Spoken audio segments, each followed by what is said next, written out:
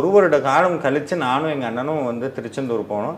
திருச்செந்தூர் போய் அங்கே இருக்க சண்முகர் மேலே அது வந்து எப்படி ஒரு காதலன் காதலியை பார்க்குற மாதிரி தான். முருகனை பார்த்தோன்னே ஏதோ என்னை எரியாமல் தாரையாக கண்ணீர் வருது. ஏன் வருதுன்னு தான் தெரியல, என்ன சொல்லணும்னு தெரியல, என்ன வேண்டணும்னு தெரியல.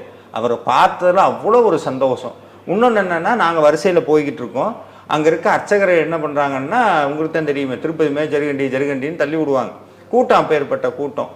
அங்கே இருந்த அர்ச்சகர் என்னோட கையை மட்டும் பிடிச்சி உள்ளே எடுத்து உட்கார வச்சார். அது ஏன் நடந்ததுன்னு எனக்கு தெரியாது. முன்ன பின்ன அந்த ஐயரை நான் பார்த்ததில்ல, காசும் கொடுக்கல, முன்னாடி சொல்லியிருந்தாரு. ஆனால் எதுவுமே கொடுக்கல, உட்கார வச்சார். ஒரு 10 நிமிஷம் சண்முகர் கிட்டையே உட்காந்து சண்முகர் தரிசனம் பண்ணிட்டு வந்ததுக்கப்புறம் தான் நான் நினைத்ததை விட, என்னுடைய ஆன்மீக பேச்சாளருங்கிற வாழ்க்கையில் நான் நினைச்சதை விட 100 மடங்கு மேன்மை, நினைச்சதை விட 10-20 100 மடங்கு மேன்மையை கொடுத்தவர் முருகப்பெருமான்.